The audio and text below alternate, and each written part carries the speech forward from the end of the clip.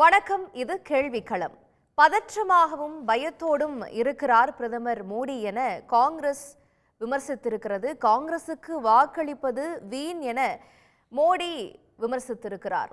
காங்கிரசுக்கும் பாஜகவுக்கும் இடையே மோதல் வலுக்கிறதா? தேர்தல் களத்தில் அச்சப்படுவது யார், அதிரடி காட்டுவது யார் என்கின்ற பொருளில்தான் இன்றைய கேள்விக்களத்தில் பேச இருக்கிறோம். நம்மோடு விருந்தினர்களும் இணைந்திருக்கிறார்கள், அவர்களையும் வரவேற்போம். விடுதலை சிறுத்தைகள் கட்சி சார்பாக நம்மோடு இணைந்திருக்கிறார் எம்எல்ஏ ஆளூர் ஷாநவாஸ் அவர்கள், அவரை வரவேற்கிறோம். அதே போல வலதுசாரியிலிருந்து எம் குமார் அவர்கள் நம்மோடு இணைந்திருக்கிறார், அவரையும் வரவேற்போம். காங்கிரஸ் கட்சியிலிருந்து திருச்சி வேலுசாமி அவர்களும் நம்மோடு இணைந்திருக்கிறார், அவரையும் அன்போடு இந்த விவாதத்திற்கு வரவேற்கிறோம். இன்னும் சற்று நேரத்தில் வழக்கறிஞர் ராமசாமி மெய்யப்பனும் பத்திரிகையாளர் கோட்டீஸ்வரனும் நம்மோடு விவாதத்தில் இணைய இருக்கிறாங்க. ராமசாமி மெய்யப்பனும் இணைஞ்சிருக்கிறாரு, அவரையும் விவாதத்திற்கு வரவேற்கிறேன். முதல்ல நான் திருச்சி வேலுசாமி அவர்களிடமிருந்து போகணும்னு நினைக்கிறேன். 10 ஆண்டுகளில் என் வாழ்க்கையே நாட்டுக்காக அர்ப்பணிச்சிருக்கிறேன். 60 ஆண்டுகால காங்கிரஸ் ஆட்சியை ஒப்பிட்டு பாருங்க, அவங்க நாட்டுக்காக என்ன செஞ்சாங்க அப்படின்னு பிரதமர் மோடி கேட்குறாரு. அவர் ஒரு பக்கம் கேட்க, பிரதமர் மோடி 10 ஆண்டுகால சாதனை பட்டியலை வச்சிருக்கிறாரு. 25 ஆண்டு காலத்திற்கான அஜெண்டா அவர்கிட்ட இருக்குது, காங்கிரஸ் கிட்ட என்ன இருக்குதுன்னு அமித்ஷா அவர்கள் பிரச்சாரம் பண்றாரு. ராஜ்நாத் சிங் சொல்றாரு, மகாத்மா காந்தி காங்கிரஸ் கட்சியே கலைக்கணும்னு சொன்னாரு, ஆனா அதையெல்லாம் காங்கிரஸ் அப்ப காது கொடுத்து கூட கேட்கல, ஆனா மக்கள் அதை செஞ்சிருக்கிறாங்க அப்படின்னு சொல்றாங்க. நீங்க எப்படி பாக்குறீங்க? நான் ரொம்ப நல்லா பார்க்குறேன். ஏன்னா இது ஒன்றும் தனியாக அரசியல் இல்லை. இப்போ நான் சொல்றது ஒரு தனி மனிதரே எப்படின்னு கேட்டால், உங்களுக்கு ஒரு பலவீனம் ஏற்படுவது போது இயல்பாகவே ஒரு பதட்டம் வரும், கோபம் வரும், ஆத்திரம் வரும். ஆத்திரக்காரனுக்கு புத்திமட்டு எதையோ உளருவான், கோபமாக பேசுவான். அந்த இடத்தில் தான் நீங்கள் சொன்ன 3 பேர் இருக்கிறாங்க. அவர்கள் மீது எனக்கு வருத்தம் இல்லை, அனுதாபப்படுகிறேன். அவர்கள் பலவீனமாக இருக்கிறார்கள் என்பதை அவர்களே இதன் மூலமாக வெளிப்படுத்துகிறாங்க. இந்த 10 ஆண்டு காலங்களில் செய்த சாதனைன்னு சொல்கிறாங்க. நான் அவங்க சாதனையை நான் திருப்பி சொல்கிறேனே, இந்தியாவில் இருக்கக்கூடிய விமானம் அத்தனை வித்திருக்கிறாங்க. அது இவங்க வாங்கினதா? ரயில்வே தனியார் கொடுக்கறதுக்கு எல்லாம் பண்ணிட்டு இருக்காங்க. அது என்ன இவங்க உருவாக்குனதா? அதாவது கடல் தளத்தை ஹார்பரை பல இடங்களில் தனியார் கொடுத்துருக்காங்க. இதை உருவாக்குனது இவங்களா? இது என்ன தெரியுது? நல்ல வாயம் சம்பாதிச்சா நால வாயம் தின்னு பார்க்குறாங்கிற மாதிரி காங்கிரஸ் ஆட்சியில் உருவாக்கிய பொதுத்துறை நிறுவனங்கள் எத்தனை?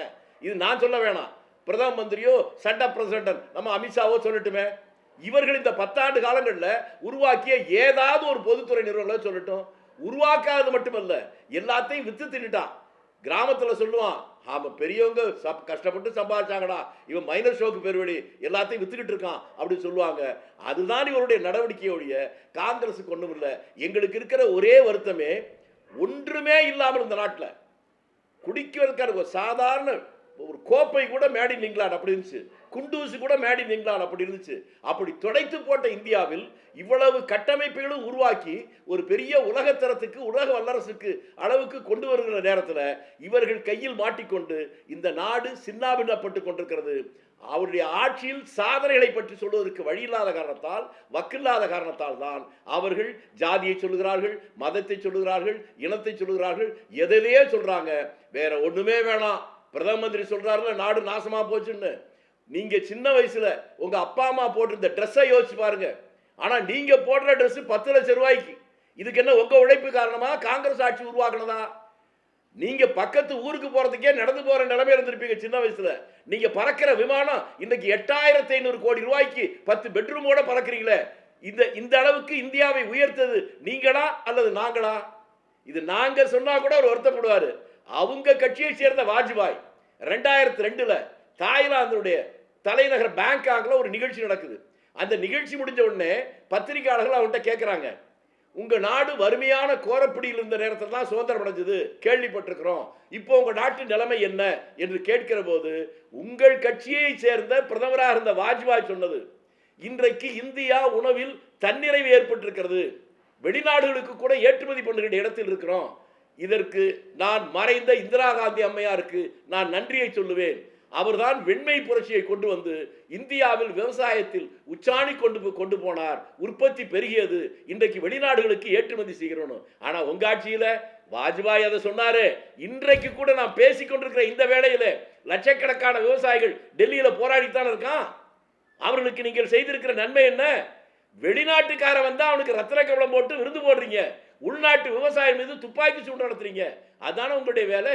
இந்த நாட்டில் இருக்கிற யாராவது ஒரு சமூகம் இன்றைக்கு நிம்மதியாக இருக்கிறதா? பெண்கள் பாதுகாப்போடு இருக்கிறார்களா?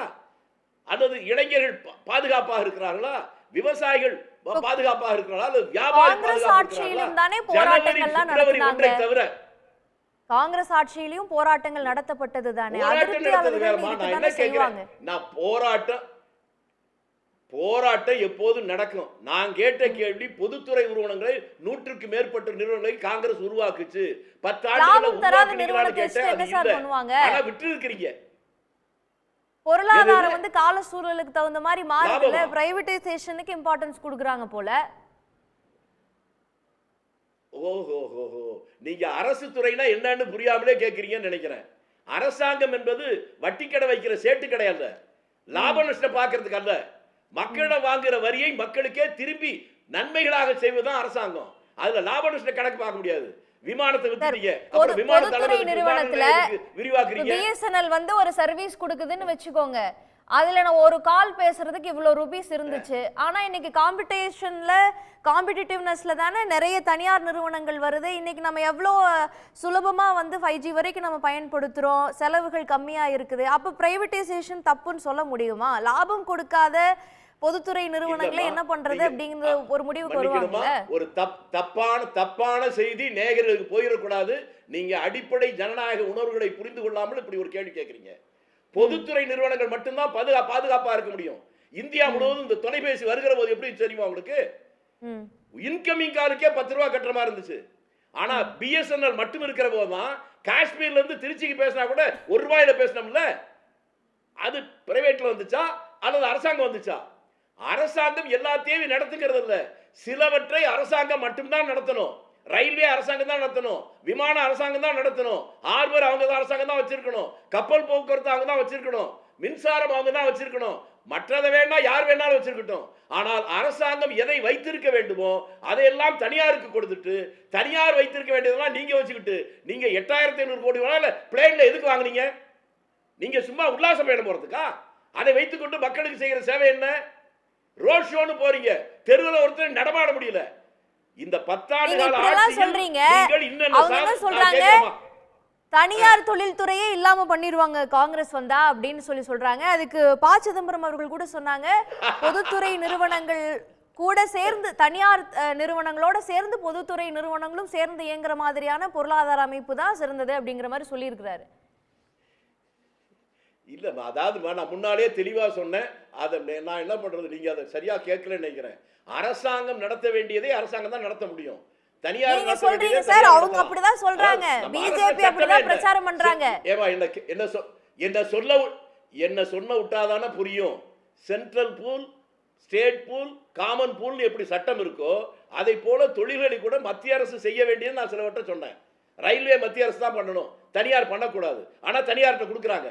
ஹார்பர் மத்திய அரசு வச்சிருக்கணும், அதை தனியார்கிட்ட கொடுத்துருக்காங்க. தெரியுதா? இன்றைக்கு இந்தியா முழுக்க போதைப் பொருட்கள் வருதுங்கிறான். எங்க இருந்து வருது? குஜராத்தில் இருக்க அதானி துறைமுகம் தான் இந்தியா முழுக்க வருதுன்னு எல்லாருக்கும் தெரியுது. அதை கட்டுப்படுத்துறதுக்கு என்ன வழி இருக்கு? ஏன் இதெல்லாம் கட்டுப்படுத்த முடியாமல் நினைக்கிறது காரணம், தனியார் துறைக்கு எது போகக்கூடாதோ அதெல்லாம் போனதனுடைய விளைவு. இந்தியாவில் இருந்து தானே பெட்ரோல் வாங்குறான் நேபாளும் பூடானும். அவன் இந்திய ரூபாய் மதிப்பிலே 50 ரூபாய்க்கு விற்கிறான். நீங்க மட்டும் இங்கே 100 ரூபாய்க்கு விற்கிறீங்க. அதுக்கு காரணம் என்ன?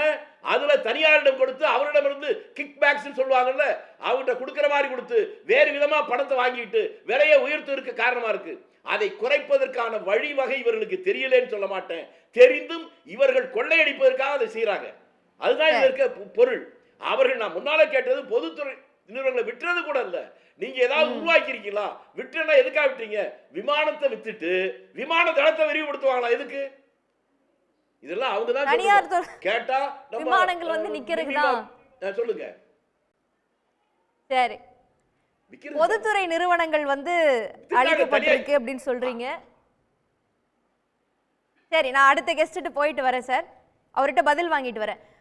திரு குமார், பொதுத்துறை நிறுவனங்களை நவரத்னா, மினிரத்னா, மகரத்னானெல்லாம் பிரித்து உருவாக்கி ஒரு சோஷியலிஸ்ட் எக்கானமியாக இருந்தாங்க. அப்புறம் லிபரலைசேஷன் வருது. எல்லா இந்த உலகளாவிய சூழலுக்கும் தகுந்த மாதிரி பொருளாதார திட்டங்களை எல்லாம் வகுத்து காங்கிரஸ் ஆட்சி செஞ்சாங்க. ஆனால் 10 ஆண்டு காலத்தில் கணக்கு வழக்கே இல்லாமல் பொதுத்துறை நிறுவனங்களை விட்டுறது, புதுசாக ஏதாவது உருவாக்கி இருக்கிறாங்களா? உருவாக்கியிருந்தா கூட சந்தோஷப்படலாம். ஏன்னா மக்களுக்கான சேவை பொதுத்துறை நிறுவனங்கள் மூலமாகத்தான் கொண்டு சேர்க்கப்படுங்கிறது திரு வேலுச்சாமி அவர்களுடைய பார்வையாக இருக்குது. இந்த குற்றச்சாட்டையும் முன்வைக்கிறத நம்ம பார்க்குறோம். இதை நீங்கள் எப்படி பார்க்குறீங்க? அதாவது சகோதரர் வேலுச்சாமி அவர்கள் இப்போது குளோபலைசேஷனில் இந்தியா என்ட்ரு ஆயிருக்குங்கிறத மறந்துட்டாருன்னு நினைக்கிறேன். இல்லை, அவங்க டைம்லேயே என்ட்ரு ஆயிடுச்சுல்ல. இல்லை அதையும் மறந்துருப்பாரு, சேர்த்து மறந்து. ஏன்னா நிறைய பெரிய பெரிய பிலாசபர் அன்பு சகோதரர். அதாவது ஒரு நிமிஷம் நான் முடிச்சிடுறேன்.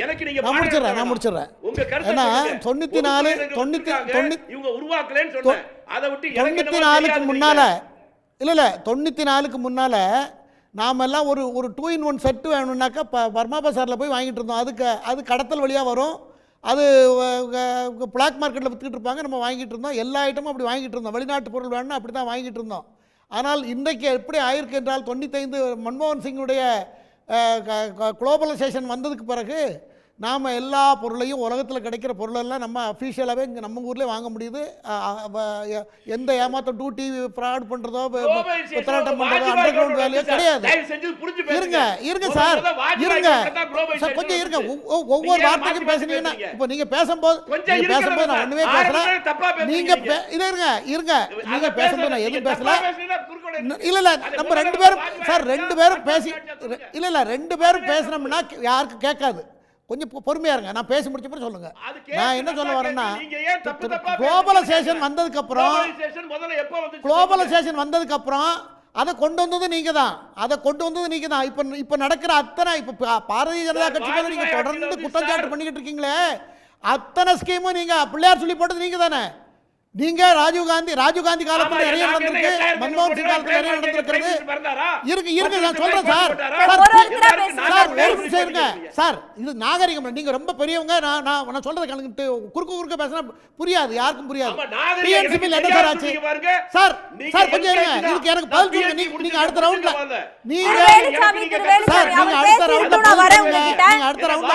செகண்ட் ரவுண்ட்ல நீங்க பதில் சொல்லுங்க. பொறுமையா இருங்க. சார் செகண்ட் ரவுண்ட்ல நீங்க பதில் சொல்லுங்க. செகண்ட் ரவுண்ட்ல நீங்க பதில் சொல்லுங்க. அதாவது இருங்க கொஞ்சம் இருங்க சார். நீங்க பேசுறது எனக்கு புரியல. பொறுமையா ஒருத்தரா பேசுங்க. திரு வேலுச்சாமி இருங்க சார், இது என்னோட டைம் குமார் பேசிட்டு நான் உங்க கிட்ட வரேன் ப்ளீஸ். கொஞ்சம் இருங்க. அதாவது சார் கொஞ்சம் இருங்க சார். என் வயசுக்கு வித்தியாசம் இருக்கு சார். அத புரியாமையே பேசுறீங்க சார். கொஞ்சம் இருங்க. பேசுங்க, பேர பேசிட்டு பேசுங்க. இல்ல இருங்க நான் முடிச்சிட்டு நீங்க பேசுங்க. உங்களுக்கு என்ன புரியுதுங்க சார்? கொஞ்சம் இருங்க. அதாவது உலகின் ராணின்னு சொல்லுவாங்க பிஎன்சி மில். அது என்னாச்சு சார்? உங்க சோசியலிசம் தானே அங்கே பூந்தது. உள்ள கம்யூனிஸ்ட் கொடியை போட்டீங்க, மில்லு காலி. ஸ்டாண்டர்ட் மோட்டார் கம்பெனி பெருங்குளத்தூர்ல என்னாச்சு? வித்து கூட அவங்க அதில் வேலை பார்த்த ஊழியர்களுக்கு சம்பளம் கொடுக்க முடியல. இதுதான் உங்க சோசியலிசம். இதைத்தான் அரசாங்கத்திலும் நடந்தது. அதனால தான் அதை தனியார் மயம் ஆக்க வேண்டிய கட்டாயம். உலகம் வளர்ந்த நாடுகள் அத்தனையும் டாய்லெட்ல இருந்து வெளி விவகாரத்தை வரைக்கும் அரசாங்கமே நடத்துறது கிடையாது. அது வளரணும்னா அதுக்கு செய்ய முடியாது. அதை எதை எப்படி செய்யணுமோ அப்படி செய்கிறாங்க. நாடு பொருளாதார வல்லமையும் இராணுவ வல்லமையும் கல்வி பொருளாதாரம் எல்லாத்திலும் சிறந்து விளங்கினால் மட்டும்தான் நம்ம நாட்டையும் மக்களையும் காப்பாற்ற முடியும்.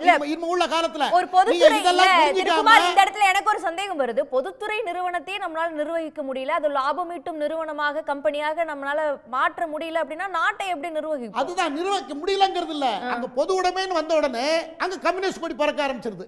முதல்ல இது கம்யூனிஸ்ட் ஒரிஜினல் கம்யூனிஸ்ட் நான் பாராட்டுறேன். 24 மணி நேரத்துல 20 மணி நேரம் உழைப்பு, 4 மணி நேரம் தூங்குறதுக்கு 20 மணி நேரம் உழைச்சவனுக்கு இதுதான் சம்பளம்னு வச்சிருந்த காலத்தை மாத்துனது கார்ல் மார்க்ஸ், எங்கெல்ஸ் அவங்க எல்லாம் பண்ணின தத்துவம் அந்த பொருளாதார. சரி விடுங்க, நம்ம அந்த அளவுக்கு போக வேணாம். தேர்தல் ஆரம்பிக்கப்பட்ட கொள்கை இன்னைக்கு கொடியை தூக்கிட்டு போய் சாஃப்ட்வேர் கம்பெனி கிட்ட போனா அதுக்கப்புறம் அந்த கம்பெனி கிட்ட போகவே முடியாது. இப்படி எல்லாம் கூட பிரதமர் மோடியோ அமித்ஷாவோ ராஜ்நாத் சிங்கோ தேர்தல் மேடையில பேசியிருந்தாங்கன்னா சந்தோஷப்பட்டிருக்கலாம். ஏதோ பொருளாதாரத்தை தொட்டு பேசுறாங்க, ஸ்கீம்ஸை பேசுறாங்க, திட்டங்களை பேசுறாங்கன்னு. கடந்த சில நாட்களாக தேர்தல் களத்துல அவர்கள் பேசிய விஷயங்கள்லாம் பாத்தீங்களா, காங்கிரஸினுடைய தேர்தல் அறிக்கைக்கு ஈடு கொடுக்க முடியல. அதற்காக என்னென்னமோ பேசினாங்க, ரிலீஜியஸ் ஃபேக்டர் கொண்டு வந்திருக்கிறாங்க. பிரதமர் ராஜஸ்தான்ல மகாராஷ்டிரால பேசுறது என்ன, மன்மோகன் சிங் பேசுனது, ராகுல் காந்தி பேசுனது, தேர்தல் அறிக்கை, இந்த மூணையும் கிளப் பண்ணி அதுக்கு பதில் கொடுத்துருக்காங்க. ஏன்னா எடுத்த உடனே மோடி இருக்கக்கூடாது, இந்தி ஒழிக, சனாதன ஒழிக, ஆளுநர் ஒழிக, மன்மோகன் சிங் பேசுனது தேசிய கல்விக் கொள்கை ஒழிக, விவசாய கொள்கை ஒழிக, எதெல்லாம் ஒழிக. அப்ப எப்படி இப்படிதான் பதில் கொடுக்க வேண்டியிருக்காங்களா?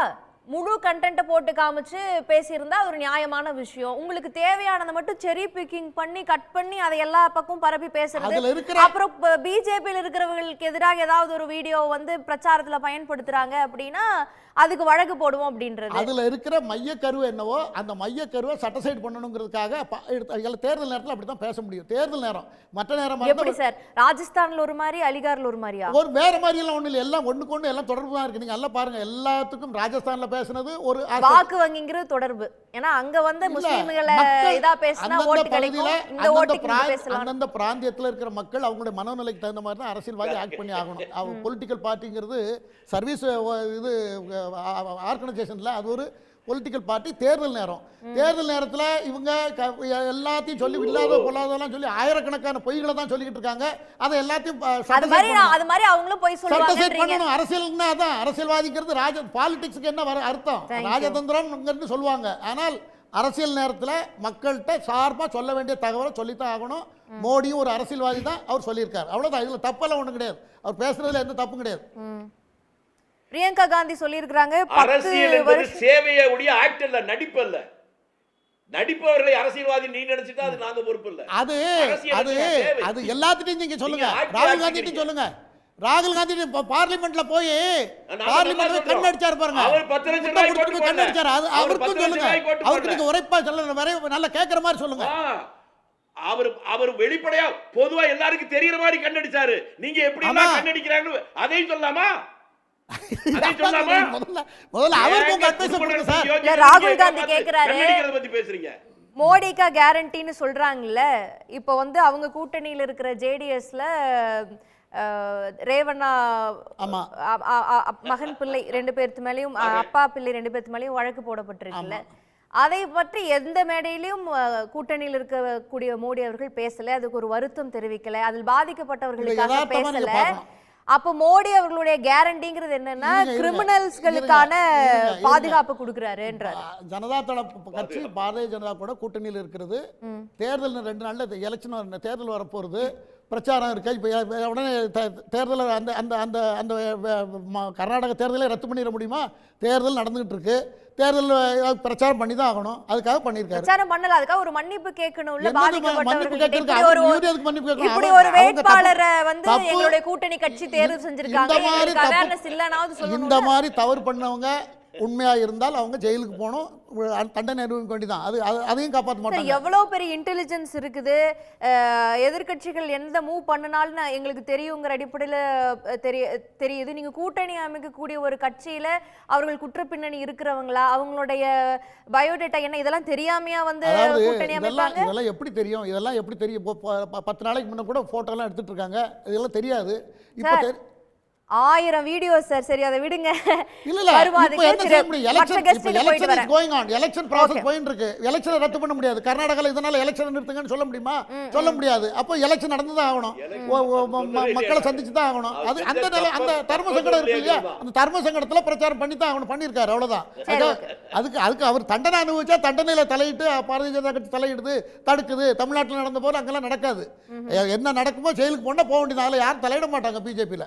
இதுதான் நான் சொல்ல வேண்டியது. சரி, திரு ஆலூர் ஷானவாஸ் கேட்கணும்னு நினைக்கிறேன். இப்போ மோடி அவர்கள் பேசும்போது சொல்றாங்க, இந்த மாதிரி சாய்வாலா, குஜ்ஜு இப்படியெல்லாம் சொல்லி தேர்தல் பிரச்சாரத்தில் பேசுனாங்க, மோடி என்ன செய்வார் அப்படின்னு கேட்டாங்க. ஆனால் காங்கிரஸ் வந்து 2014 வரல, 400 சீட் இருந்தவங்க 40 சீட்டுக்கு வந்துட்டாங்க. அதுக்கப்புறமும் வந்து சௌகிதார் சோர்ஹை அப்படின்னு சொல்லி ஒரு பிரச்சாரத்தை மேற்கொண்டாங்க.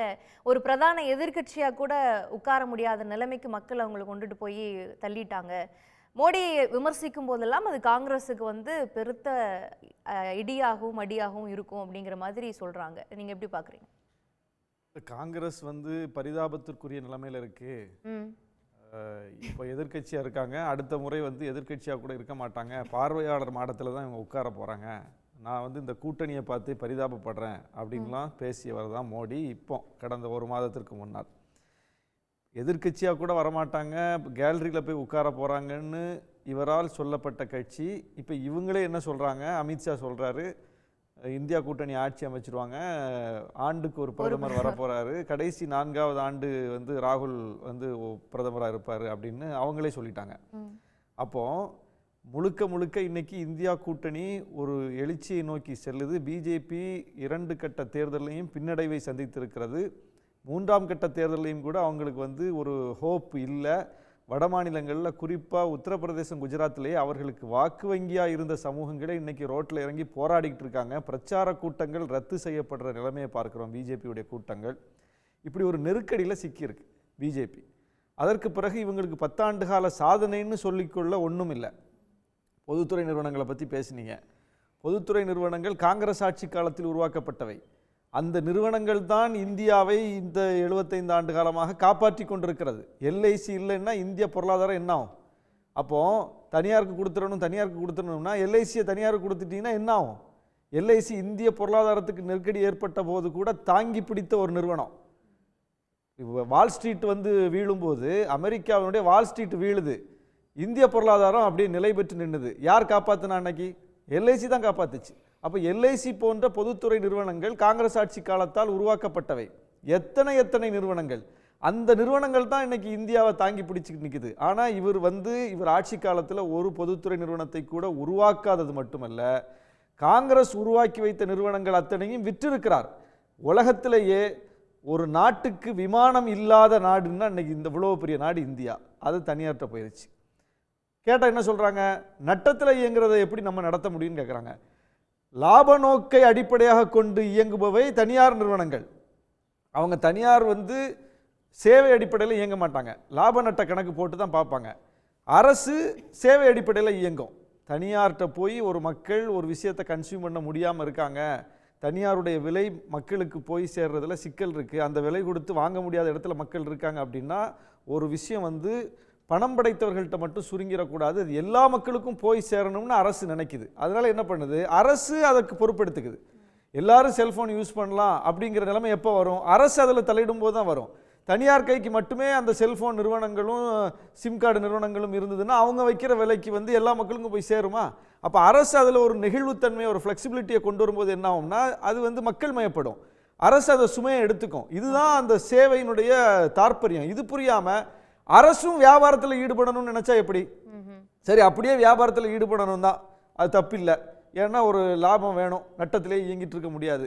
நட்டத்தில் இயங்குதுன்னே வச்சுக்கங்க. லாப நோக்கை அடிப்படையாக கொண்ட தனியார் நிறுவனம் எப்படி நட்டத்தில் இயங்குற ஒரு துறையை வந்து எடுக்க வருவாங்க? அதில் லாபம் இல்லை, அது நட்டத்தில் தான் இயங்குது அப்படின்னா நட்டத்தை இயங்குற நிறுவனத்தை கண்டு அவன் விரண்டு ஓடலாம் செய்வான் தனியார். அப்போ நட்டத்தில் இயங்குது என்பது தெரிந்தும் அவர்கள் வந்து அதில் தலையிடுறாங்க, அதை எடுக்க வர்றாங்க அப்படின்னா அது லாபத்தில் இயங்குகிற துறைன்னு அர்த்தம். அதில் மேலும் முதலீடு போட்டால் மேலும் லாபம் கொளிக்கலாம்னு அர்த்தம். அதனால தான் தனியார் அதை நோக்கி வர்றாங்க. அப்போ லாப நட்டம் என்பது அங்கே விஷயம் இல்லை. மோடி அரசுக்கு நடத்துவதற்கு திறன் இல்லை. நீங்கள் பிஎஸ்என்எல் வந்து எவ்வளவு வேகமாக வந்துச்சு, பிஎஸ்என்எல் எவ்வளோ பெரிய கட்டமைப்போட எங்கெங்கே பார்த்தாலும் பிஎஸ்என்எல் ஆஃபீஸ் இருந்துச்சு. இன்றைக்கி எங்கேயாவது ஆஃபீஸ் இருக்குது? பழைய படத்தில் வர்ற அந்த பேய் பங்களா மாதிரி இன்றைக்கி பிஎஸ்என்எல் ஆஃபீஸ் இருக்குது. என்ன ஆச்சு? ஏன் நடத்தல 10 ஆண்டுகளில்? இவங்க வந்து 2G ஸ்பெக்ட்ரமை வச்சுக்கிட்டு எவ்வளோ பெரிய தில்லு முள்ளு பண்ணாங்க, எவ்வளோ பெரிய பிரச்சனை பண்ணாங்க. ஆனால் அன்னைக்கு காங்கிரஸ் ஆட்சி காலத்தில் ஒவ்வொரு பிஎஸ்என்எல் அலுவலகமும் மக்கள் வந்து செல்லக்கூடிய, மக்கள் கூட்டமாக அந்த சேவையை பயன்படுத்தக்கூடிய ஒரு நிலை இருந்தது. இன்னைக்கு என்ன நிலைமை? அது எல்லாமே தனியார் கைக்கு போயிடுச்சுல்ல. இப்போ அவன் வைக்கிறது தானே வேலை. அதில் ஒரு காம்படிட்டிவ்னஸ் இருக்கும்ல. ஒருத்தர் கம்மியாக கொடுக்குறாங்கன்னா இன்னொரு நிறுவனம் அதை விட கம்மியாக கொடுத்து சேவையை வந்து அதிகமாக கொண்டுட்டு வரதுக்கு ட்ரை பண்ணுவாங்க. அது மோனோபலைசேஷன் ஆயிடுச்சுன்னு நினைக்கிறீங்களா? பிஎஸ்என்எல் இல்லாததுனால ஏற்பட்ட விளைவை பாருங்க. அந்த விளைவு நம்ம வந்து கவனத்தில் கொள்ள வேண்டியிருக்குதுல்ல. அன்னைக்கு மக்கள் மயப்பட்டதில்லை, இந்த துறை வந்து மக்கள் மயப்பட்டதில்லை. எல்லார் கைக்கும் ஃபோனு, எல்லார் கையிலையும் வந்து அந்த சேவை அப்படிங்கிற ஒரு விஷயம். அதுக்கு காரணம் என்ன? அது வந்ததுக்கு காரணத்தை சொல்லுங்க. அப்ப அது தொடர்ந்து இருந்தால் இன்னும் அந்த துறையில வந்து மக்களுக்கு பயன் கிடைச்சிருக்கும்ல. நீங்க ஒரு அரசு துறை நிறுவனத்தை முழுக்க மூடும் போது அது என்ன ஆகும்? மக்களுக்கு ஆப்ஷன் இல்லாத ஒரு நிலைமை தானே. அப்ப நீங்க மக்களுக்கு வாய்ப்பில்லாத ஒரு நிலைமையை உருவாக்குறீங்க. ஒரு அரசு அப்படி உருவாக்க கூடாதுல்ல, ஒரு அரசு அதுக்கு காரணமா இருக்க கூடாதுல்ல. இப்ப வந்து ஏன் அரசு பள்ளிகளை வந்து இந்த பொதுத்துறை நிறுவனங்கள்லாம் வந்து தனியாருக்கு கொடுக்கப்பட்டது இல்லைன்னா அவை விற்கப்பட்டது, இதெல்லாம் வந்து பிரச்சார காலத்துல மக்கள் கிட்ட எடுபடும்னு நினைக்கிறீங்களா? மோடி போய் மேடையில் கண்ணீர் விட்டு அழுது மக்கள் கிட்ட பேசுறாரு. மதம் சார்ந்த ரிசர்வேஷன் கொண்டுட்டு வந்துடும் காங்கிரஸ், கொண்டுட்டு வராதுன்னு சத்தியம் பண்ண சொல்லுங்க, எழுதி கொடுக்க சொல்லுங்க ராகுல் காந்தி அப்படின்லாம் பேசுறாரு. அப்ப மக்களுக்கு அது ஒரு பயம் வரும்ல, ஓ முஸ்லீம்ஸ்க்கே எல்லாத்தையும் தூக்கி கொடுத்துருவாங்களோ மோடி சொல்றாரு அப்படின்னு நினைக்க மாட்டாங்களா? அதுதானே எடுபடும். அதுதாங்க, அரசியலமைப்பு சட்டப்படி ஏற்கனவே யாருக்கு இடஒதுக்கீடு வழங்கப்பட்டிருக்கிறதோ அவங்கள்ட்ட இருந்து பிடுங்கி இன்னொருத்தருக்கு கொடுக்கவே முடியாது. அப்படி வாய்ப்பே கிடையாது. பிற்படுத்தப்பட்ட மக்களுக்கு என்ன வரையறை இருக்குதோ அதை பிற்படுத்தப்பட்ட மக்கள் மட்டும்தான் அனுபவிக்க முடியும். அதில் வந்து இன்னொரு சமூக மக்கள் வந்து அதில் பங்கு போட முடியாது. எஸ்சி மக்களுக்கு வழங்கப்பட்டிருக்கிறதுல வந்து பிற்படுத்தப்பட்ட மக்கள் வந்து பங்கு போட முடியுமா? அது எஸ்சி மக்களுக்கு தான் கொடுக்க முடியும். அதற்குள்ள உள்ஒதுக்கீடு கொடுக்கலாம். இங்கே நம்ம அருந்ததியர்களுக்கு கொடுத்துருக்கு மாதிரி அந்த பட்டியலில் இருக்கக்கூடியவர்களுக்கு மேலும் கவனம் கொடுக்கக்கூடிய வகையில் உள்ஒதுக்கீடு கொடுக்கலாம். அதுவும் அந்த பட்டியலில் இருக்கிற மக்களுக்கு தான் கொடுக்க முடியும், இன்னொருத்தருக்கு கொடுக்க முடியாது. இது அடிப்படையான விஷயம், இது எல்லாருக்கும் தெரிஞ்ச விஷயம். இது மோடி வந்து திரித்து பேசுகிறார். நீங்க ஒரு மக்கள்கிட்ட இருந்து இன்னொரு மக்களுக்கு பிடிங்கி கொடுக்க முடியாது. அந்த மக்களுக்கு போய் சேர வேண்டிய பங்கு தான் அந்த மக்களுக்கு கொடுக்க முடியும். பேசுறாருல்ல அவருக்கு வேற, அதாவது முடியாதுன்னு நீங்க சொல்றீங்க, அப்படிதான் கான்ஸ்டிடியூஷனலி இருக்கு பாசிபிலிட்டிஸ்னு சொல்றீங்க. ஆனா அதை திரும்ப திரும்ப மோடி பேசுற காரணம் என்ன? அவருக்கு இஸ்லாமிய மக்கள் மீதான வெறுப்பு. இஸ்லாமிய மக்களின் மீதான வெறுப்பை காட்டி இந்து ஓட்டுக்களை ஒருங்கிணைச்சிடலான்னு அந்த பழைய கணக்குக்கே அவர் மீண்டும் வந்திருக்கிறார். அது எடுபடல. அப்ப ராமர் கோயில் கட்டின உடனே அவருக்கு இந்து ஓட்டு பூரா ஒருங்கிணைஞ்சிருக்கணும்ல. அது கட்டி திறந்ததுக்கு பிறகு ஏன் இவ்வளவு பதட்டப்படுறாரு? அதுக்கு பிறகு ஏன் இப்படியெல்லாம் இந்த மாதிரி பழைய 90களில் பேசின அந்த நிலைமைக்கு ஏன் மீண்டும் போறாரு? அப்ப அவருக்கு அதனால பயன் இல்லைங்கிறத அவரே உணர்த்துறாரு பாருங்க. மீண்டும் இது போன்ற பிரச்சனைகளை திசை திருப்பி கூர்மைப்படுத்தி தான் அந்த ஓட்டை வாங்க வேண்டிய நிலைமைக்கு அவர் தள்ளப்பட்டிருக்கிறார். ஆனா உண்மை அது இல்லை. ஒரு விஷயம் அரசியலமைப்பு சட்டப்படி தப்பா சரியானு தான் நம்ம பார்க்கணும். அரசியலமைப்பு சட்டப்படி முஸ்லீம்களுக்கு இடஒதுக்கீடு கொடுக்கறது தவறா? இல்லை. தமிழ்நாட்டில் 3.5 விழுக்காடு இடஒதுக்கீடு இருக்குது. இது தவறுன்னா 15 ஆண்டுகளாக எப்படி அது நடைமுறையில் இருக்கு? ஏன் பிஜேபி 10 வருஷம் ஆட்சியில் இருந்தாங்களே, இதை சேலஞ்ச் பண்ணிருக்கலாம்ல கோர்ட்ல போய். கான்ஸ்டியூஷனுக்கு எதிராக தமிழ்நாட்டில் 3.5 கொடுத்துருக்காங்க, கேரளாவில் கொடுத்துருக்காங்க, கர்நாடகத்தில் கொடுத்துருக்காங்க, மேற்கு வங்கத்தில் கொடுத்துருக்காங்க. இதெல்லாம் அரசியலமைப்பு சட்டத்துக்கு எதிரானது அப்படின்னு சொல்லி இவங்களால ஏன் நீதிமன்றத்தில் சேலஞ்ச் பண்ண முடியல? இவங்க வந்து ஆட்சியில் இருந்துட்டு அதை ரத்து பண்றாங்க. கர்நாடகத்தில் பண்ணாங்க, தெலுங்கானாவில் பண்ணுவோன்னு சொல்றாங்க. ஆட்சியை பயன்படுத்தி தான் செய்வோன்னு சொல்றாங்களே தவிர சட்டத்தை பயன்படுத்தியே இவங்களால செய்ய முடியல. அப்ப சட்டத்தில் அதுக்கு இடம் இருக்கு, சட்டத்துக்கு புறம்பா அது இல்லை. அது இன்னொருத்தருடைய பங்கை எடுத்து பிடுங்கி கொடுக்கப்பட்டதில்லை. தமிழ்நாட்டில் பிற்படுத்தப்பட்டோர் பட்டியலில் இஸ்லாமியர் இருக்காங்க. பிற்படுத்தப்பட்டோர் பட்டியலில் இருக்கக்கூடிய மக்களுக்கு பிற்படுத்தப்பட்ட மக்களுக்கு எப்படி கொடுக்கப்பட்டிருக்கிறோ அது போல உள்ஒதுக்கீடு கொடுக்கப்பட்டிருக்குது.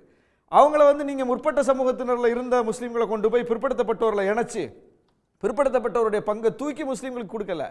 அவங்க அந்த பட்டியலில் தான் இருக்காங்க. அந்த பட்டியல் படி எல்லா மக்களுக்கும் எப்படி வழங்கப்பட்டிருக்குதோ அப்படி அவங்களுக்கு வழங்கப்பட்டிருக்கு. அதனால தான் சட்டப்படி அது சேலஞ்ச் ஆகல. இந்த அடிப்படை விஷயம் கூட தெரிந்தும் நடிக்கிறார் மோடி, தெரிந்தும் வெறுப்பு பேச்சு பேசுறார். இது மக்களுக்கு தெரியும். முஸ்லீம்களுக்கு இப்போ முஸ்லீம்களுக்கு கல்வி வேலை வாய்ப்புல பின்தங்கி இருக்காங்கன்னா அவங்கள வந்து அவங்களுக்கான பங்கை கொடுக்கணுமா வேண்டாமா? இதுக்கு பிஜேபி பதில் சொல்லணும்ல. இவங்க கூட்டணியில் இருக்க ஏதாவது ஒரு கட்சி அதை ஏத்துக்குமா?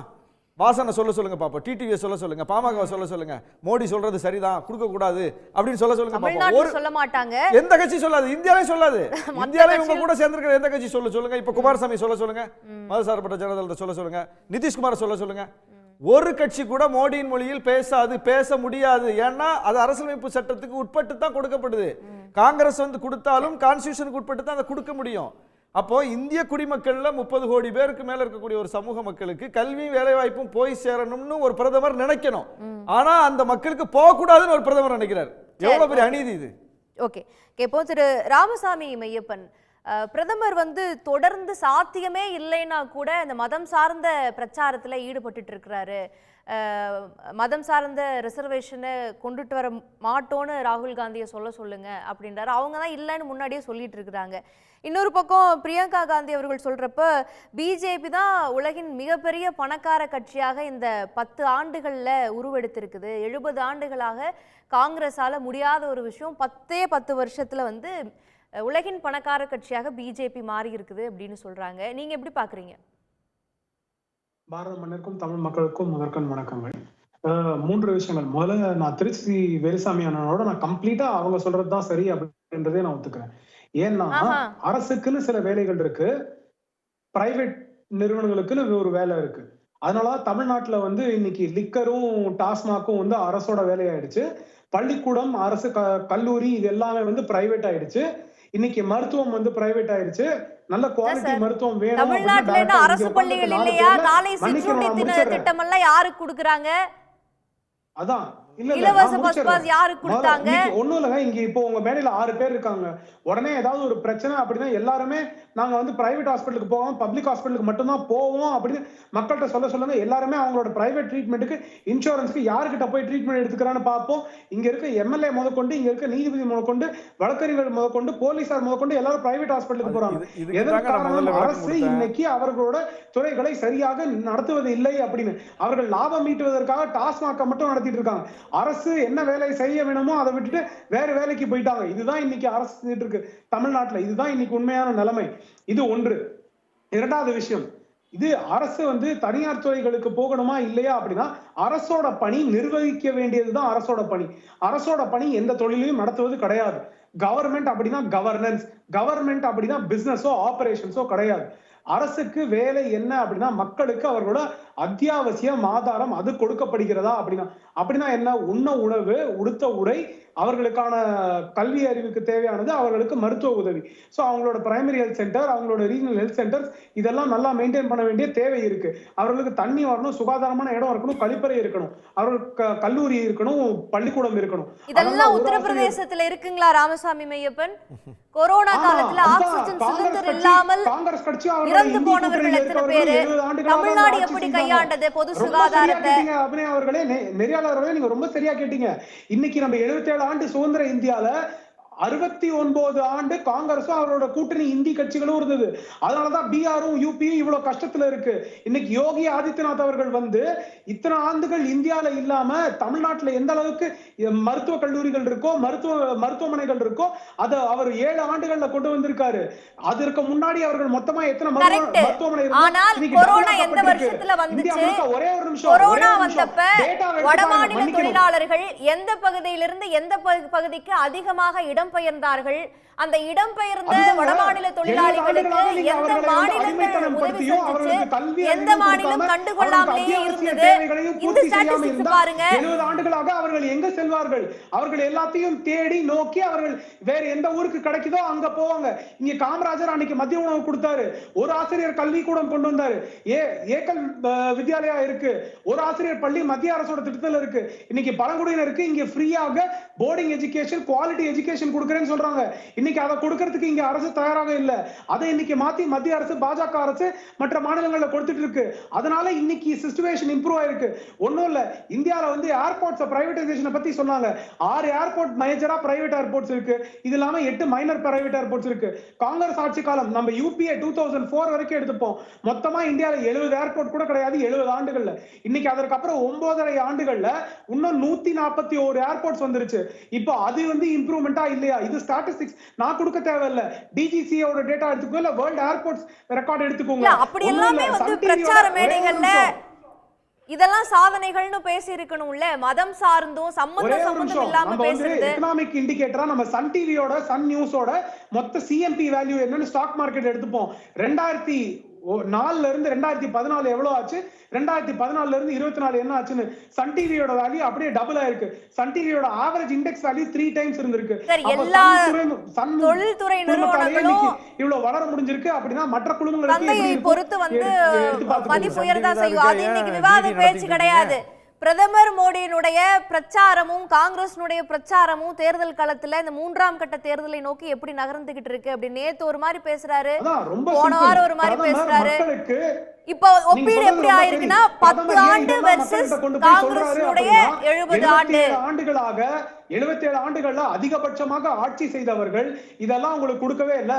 அத்தியாவசியம் சுகாதாரம் தேவை, அங்க உங்களுக்கு கழிப்பறை தேவை, உங்களுக்கு வீட்டுக்கு தண்ணி வரணும், வீட்டுக்கு எலக்ட்ரிசிட்டி வரணும், எல்லாருக்கும் கல்வி கிடைக்கணும், ஏதோ ஒரு சின்ன கிராமத்துல ஒரு ஆசிரியராவது வந்து சொல்லி கொடுக்கணும். புதிய இந்தியாவை உருவாக்குற நோக்கோட வந்து நீங்க தானே சார், பாஜக தானே சார் 10 வருஷத்துல பண்ண முடியாதா? இன்னைக்கு கூட்டணியில இருக்காங்க, இன்னைக்கு விஸ்வகுருவா வந்து 10 வருஷத்துல பிரதமர் மாறி இருக்கிறாரு. உலகத்துக்கே ஒரு குருவாக மாறக்கூடிய ஒரு பிரதமரால 10 ஆண்டுல காங்கிரஸ் சரியா பண்ணலன்னு சொல்றீங்கன்னு வச்சுக்கோங்க, அதை ஏத்துப்போ, அதை மாத்தி இருக்க முடியாதா என்ன? 10 ஆண்டு போதாதா? இப்ப எலெக்ஷன்ல வந்துட்டு 70 ஆண்டுல காங்கிரஸ் ஒண்ணுமே பண்ணலன்னு இப்ப சொன்னா ஒண்ணும் இல்லங்க. சன் டிவில salary index மாத்தணும்னா நீங்க ஒரு நாள்ல மாத்திடுவீங்களா? அந்த salary index மாத்துறதுக்கு நீங்க போர்ட் ரெசல்யூஷன் நான் மோடியை கேட்டா நீங்க வந்து அப்போ ஒரு நாட்டுக்கு மாத்தணும், 140 கோடிக்கு மேல மக்களுக்கு மாத்தணும் அப்படின்ற போது அந்த 140 கோடிக்காக இவங்க 70 ஆண்டு காலமா வீண் செய்ததை இன்னைக்கு 10 ஆண்டு காலமா இம்ப்ரூவ் பண்ணிருக்காங்க. அதுதான் நான் சொல்றேன். மருத்துவமனையே இல்லாம அவங்க யூபியை விட்டுட்டு போயிருக்காங்க. மொத்தமா அவங்க வந்து primary health centre not functioning. உலகிலேயே வந்து சீனாவை பின்னிட்டு தள்ளி இந்த ஏப்ரல்ல 67 டிஸ்ட்ரிக்ட்ல பிரைமரி ஹெல்த் சென்டர் ஃபங்க்ஷனிங்கா இந்தியா வந்து குறைவான விலைக்கு க்ரூட் ஆயில் வாங்கி இருக்குது. ஆனால் இன்னும் பெட்ரோல் டீசல் விலை வந்து குறைக்கப்படவே இல்லை. அது கேஸ்கேடிங் எஃபெக்ட்டா விலைவாசி உயர்வுல ரிஃப்ளெக்ட் ஆகுது. நம்ம மொத்தமா கம்மியான விலையில வந்து ரஷ்யா கிட்ட இருந்து வாங்குறது நம்ம less than 9%, மொத்தம் 100% கம்மியான விலையில வாங்கல, 91% இன்னும் அதிகமான விலை கொடுத்து தான் வாங்குறோம். 9% க்ரூட் ஆயில் சப்ளை மட்டும் தான் ரஷ்யால இருந்து வருது. நம்ம 91% எங்க இருந்து வருது? இன்னும் மிடில் ஈஸ்ட்ல இருந்து மத்த கண்ட்ரீஸ்ல இருந்து தான் வருது. நம்மளோட எவ்வளவு க்ரூட் ஆயில் யார்கிட்ட இருந்து வாங்குறோம் வால்யூமை கம்பேர் பண்ணுங்க. மொத்தமா இவ்வளவு க்ரூட் ஆயில் ரஷ்யா கிட்ட இருந்து தான் சார் அதிகமா வாங்குறோம் இந்த மாச கணக்குப்படி. சோ நம்ம ஒண்ணும் இல்ல, இதே இண்டெக்ஸஸ் இவங்க 2008ல யூபிஏ எவ்வளவு கொடுத்தாங்க? அன்னைக்கு எக்கனாமிக் டவுன் டர்ன், அன்னைக்கு க்ரூட் ஆயில் வேல்யூ மேக்ஸிமம் இருந்தது. இவங்க க்ரூட் ஆயில் சப்ளை ஈரான்ல இருந்து சாங்ஷன்ட் கண்ட்ரி கிட்ட இருந்து வாங்குனாங்க. அன்னைக்கு இந்தியால எவ்வளவு க்ரூட் ஆயில் வேலைன்னு சப்ளை பண்ணாங்க. காங்கிரஸ் ஆட்சியில இருந்துச்சு, என்ன பண்ணாங்க? திமுக அன்னைக்கு மினிஸ்ட்ரியில இருந்தாங்க. அவங்களோட ரெப்ரசன்டேட்டிவ் வந்து பெட்ரோலியம் கமிட்டியில 2 டிஎம்கே எம்எல்ஏஸ் எம்பிஸ் வந்து parliamentary committee on fuel and natural resources இருந்தாங்க. அவர்கள் என்ன செய்தார்கள்? அன்னைக்கு நேச்சுரல் ரிசோர்ஸ் ரேட்டை மாத்தணும் அப்படின்னு டிட்டர்மைன் பண்ணாங்க. அன்னைக்கு வந்து அந்த க்ரூட் ஆயில் வந்து அதாவது க்ரூட் ஆயில் இங்க பியூரிஃபை பண்ணும்போது அந்த ரேட்டை என்ன மாத்தணும் அப்படின்னு அவங்க டிட்டர்மைன் பண்ணாங்களா? அன்னைக்கு ரேட் கமிட்டிஸ்ல அவங்க மெம்பரா இருந்தாங்க. அப்ப அவங்க என்ன பண்ணாங்க? இது வந்து அரசியல் சார்ந்து அவர்கள் சொல்கிற குறை. பிரதமரோட வாதம் சாமதான பேத தண்டம். அவர் வெறும் அச்சீவ்மெண்ட்ஸ் மட்டும் பேசணும்னு அவசியம் இல்ல. 40 நிமிஷம் உரையில 36 நிமிஷம் அவங்க அச்சீவ்மெண்ட்ஸையும் அவங்க பாலிசியும் அவங்களோட மேனிஃபெஸ்டோவையும் பேசுறாங்க. 4 நிமிஷம் டெஃபினட்டா காங்கிரஸ் இந்த 70 ஆண்டுகளாக என்ன தவறுகள் செய்தது, அவங்க மேனிஃபெஸ்டோல என்ன தவறு இருக்குன்னு பேசிதான் ஆகணும். மக்களுக்கு இந்த தவறுகள் தெரிந்தால்தான் அவர்கள் அந்த தவறான கட்சியை எதற்காக தேர்ந்தெடுக்க தேவையில்லை அப்படின்னு அவங்க நிர்ணயம் செய்வார்கள் அப்படின்றத பார்க்க முடியும். சரி, ஓகே. திரு கோடீஸ்வரன், இப்போ இந்த பிரச்சார களம் எதை நோக்கி போயிட்டு இருக்குது? 3ஆம் கட்ட தேர்தல் களத்துல 2 பக்கமும் எந்த மாதிரியான பிரச்சார களம் எப்படி எடுத்துட்டு போறாங்க? போன வாரம் வரைக்கும் மதம் சார்ந்த விஷயங்கள், வெறுப்பு பேச்சு சார்ந்த விஷயங்கள், காங்கிரஸினுடைய தேர்தல் அறிக்கை தொடர்பான பேச்சுகள்லாம் பிரச்சார மேடையில் இருந்தது பார்க்குறோம். இன்னைக்கு பார்க்குறப்ப எங்களுடைய 10 ஆண்டு கால ஆட்சி, காங்கிரஸினுடைய 70 ஆண்டு காலம் அப்படிங்கிற ஒப்பீடு வந்திருக்கிறத பார்க்குறோம். நீங்க எப்படி பார்க்குறீங்க? அதாவதுங்க 2014 தேர்தல் ஆகட்டும், 2019 தேர்தல் ஆகட்டும், 2014 தேர்தலில் பாரதிய ஜனதா கட்சி என்ன சொல்லுச்சுன்னா, ஊழலை ஒழிப்போம், ஊழல் வந்து இந்த நாட்டில் விடமாட்டோம்.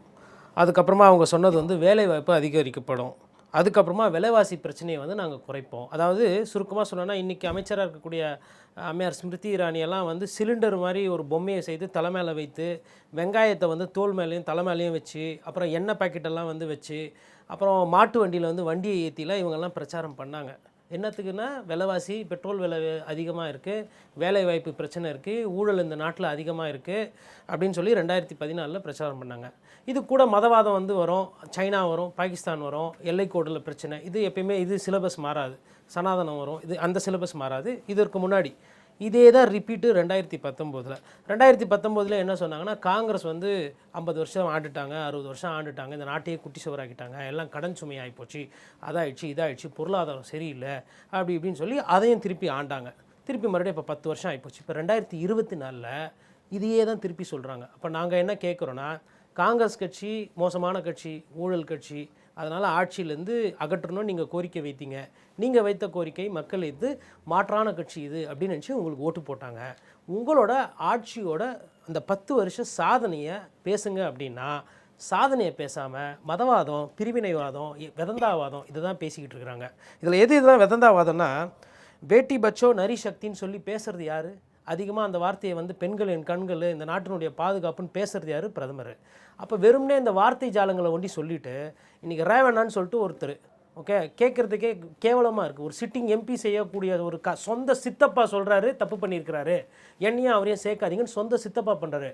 அந்த ஒரு நபருக்கு கூட்டணியில் சீட்டை கொடுத்துட்டு ஒரு முக்கியமான ஒரு தொகுதியை கொடுத்துட்டு அவரை பற்றி பேசுகிறதுக்கோ இல்லை அதை பற்றி விமர்சனம் பண்ணுறதுக்கோ வாயே வரல. அது வரல. பில்கிஸ் பானு கேஸு எத்தனையோ வருஷத்துக்கு முன்னாடி ஆச்சு, அன்னைக்கு நடந்து போச்சு. அதுலேருந்து திருந்துவாங்கன்னு பார்த்தா திருந்தவே இல்லை, அதை பற்றி பேசுகிறதே கிடையாது. இதோட இல்லை, மணிப்பூர் பெண்களுக்கு என்னத்து பிரச்சனையாச்சுன்னு நம்ம பார்த்தோம், கண்ணெதிரில் பார்த்தோம். வெளிநாட்டில் இருக்கிறவங்கலாம் வந்து என்னடா இந்தியாவில் இவ்வளோ மோசமாலாம் நடக்குதான்னு சொல்லிட்டு வெளியூரில் இருக்கிறவங்களாம் நம்மளை பார்த்து வருத்தப்பட்டத சூழ்நிலையை பார்த்தோம். மல்யுத்த வீராங்கனைகள் அவங்க வந்து பாலியல் சீண்டல் இருக்குது, பிரச்சனையாக இருக்குதுன்னு சொல்லிட்டு வாங்கின ஒலிம்பிக் மெடலை, ஏஷியன் கேம்ஸ் மெடலெல்லாம் கூட நாங்கள் தூக்கி போட்டுருவோன்னு சொல்லியும் செவிசாய்க்காத ஒரு ஆட்சி. இதோட தாண்டி இது முடிஞ்சுதுங்களா? இதில் ரொம்ப முக்கியமான ஒரு விஷயம் என்ன நம்ம இங்கே பார்க்கணுன்னா, இன்றைக்கி ஒரு செய்தி என்ன தெரியுங்களா? 2 லட்சம் கோடி ஜிஎஸ்டி கலெக்ஷன் வந்திருக்கு. யார் வீட்டு காசு? யார் வயிற்றில் அடிக்கிற காசு? யாரோட காசு? மக்களோட காசு. இந்த காசு எப்படி வருது? ஜிஎஸ்டி வரி 130 கோடி 140 கோடி இருக்கிற இந்தியர்களில் பெரும்பான்மையினர் வேலைக்கு போய் உழைச்சி, இன்றைக்கி மேதின வாழ்த்துக்களோடு நான் ஆரம்பிக்கிறேன், உழைச்சி வேர்வையை சிந்தி வட்டியை கட்டி வரியை கட்டி வைத்த வாயை கட்டி அப்படி வியாபாரம் பண்ணி அப்படி சேமித்து ஏதோ அவங்க வாங்குற சாப்பிட்ற இட்லி தோசைகள்லாம் ஜிஎஸ்டி கட்டி பண்ணுறாங்க. இன்றைக்கி பேசுகிறாங்க அம்மா உணவகம்னு ஒன்றத்தை கொண்டு வந்து ஃப்ரீயாக வந்துட்டு சாப்பாடு வந்து போடணுன்னப்பா ஃப்ரீயாக வேணாம், 1 ரூபா 2 ரூபா போட்டு மலிவாக நடத்தலான்னு சொன்னாங்க. இப்போ நீங்கள் அம்மா உணவகத்தையும் ஒரு ப்ரைவேட் ஹோட்டலையும் கம்பேர் பண்ணால் அது முறையாகுமா?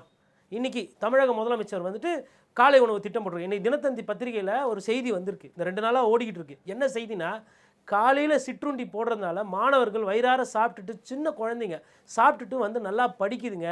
இந்த ஒரு திட்டமானது ஒட்டுமொத்த இந்தியாக்கே ஒரு முன்மாதிரியாக மாறி இருக்குன்னு ஒரு முக்கியமான ஒரு செய்தித்தாள் வந்து கட்டுரை வெளியிட்டு அதை வந்து தலையங்கமாக போட்டிருக்கு. இந்த மாதிரி எடுத்துக்காட்டு வேணும். நான் 2 எடுத்துக்காட்டு சொன்னேன், ஒன்று அம்மா உணவகம், இன்னொன்று காலை சிற்றுண்டி. இது மாதிரி எதனா ஒரு திட்டம் பிஜேபியால் சொல்லுங்கள் பார்க்கலாம், எதனா ஒரு ஸ்டேட்டில். எல்லாம் மக்கள் பணத்தை வாங்கிட்டு ஏதோ உங்கள் காசுலேருந்து ஆர்எஸ்எஸ் பணம் எடுத்துகிட்டு வந்து கொடுத்தா மாதிரி பேசிக்கிட்டு இருக்கீங்க. அதுக்கப்புறம் சன் டிவியோட ஷேர் வந்து ஏறி இருக்குன்னு சொன்னாங்க. சன் டிவி ஷேர் ஒண்டி தான் ஏறி இருக்கா?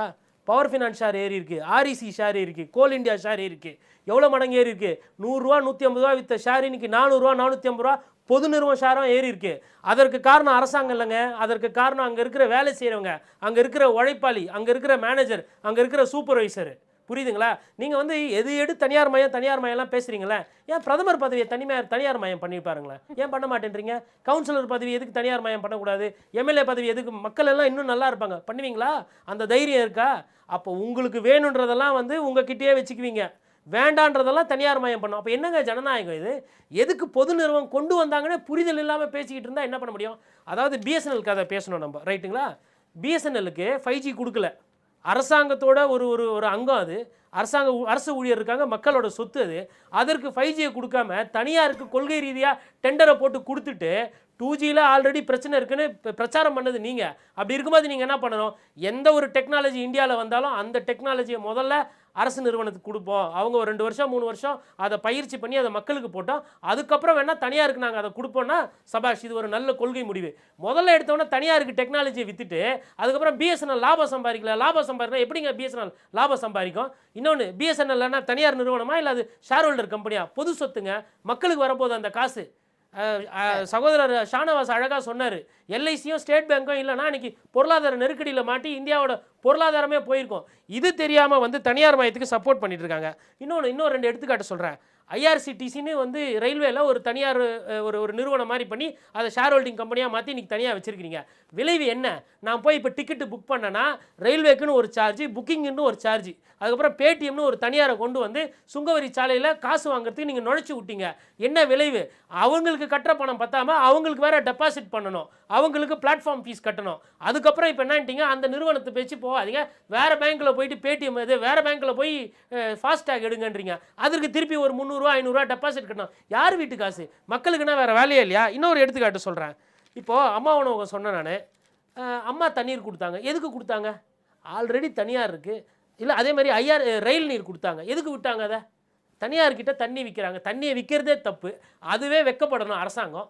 அதுவும் சரி, விற்று தொலைகிறாங்க ஏதோ போகுது அப்படின்னு சொல்லி விட்டுடலாம். காசு வாங்கிட்டு தான் தண்ணி குடிக்கிறீங்க நீங்கள். தண்ணி அந்த தண்ணியை வந்து தனியார் வந்து அதிக விலைக்கு விற்கிறாங்க, ஸோ அரசாங்கமே அங்கே காம்பீட் பண்ணணும்னு சொல்லிட்டு கொண்டு வந்தாங்க. எப்படிங்க நீங்கள் கம்பேர் பண்ண முடியும்? ஒன்று வந்து மக்களுக்கு உதவணுன்ற ஒரு நோக்கம், இன்னொன்று வந்து லாபம் சம்பாதிக்கணுன்ற ஒரு நோக்கம். அப்போ உங்களோட நோக்கம் என்ன? இந்த வேலைவாய்ப்பு இரட்டிப்பாகுனாங்க, உத்தரப்பிரதேச பெருமை பேசுனாங்க, பீகார் வந்து பயங்கரமாக இருக்குன்னாங்க. வேலைவாய்ப்பு 23% 33% அங்கே இருக்கிற இளைஞர்களுக்கு இல்லை. தமிழகத்தை நீங்கள் சொல்லுவீங்களா? அவ்வளோ மோசமாலாம் இங்கே இல்லை நிலைமை. ஏன் அப்படின்னா இங்கே திராவிட கட்சிகள் 60 ஆண்டு காலம் கோல் உச்சிய காலத்தினால அந்த வேலைவாய்ப்பு பிரச்சனை இங்கே அந்த அதிக அளவில்.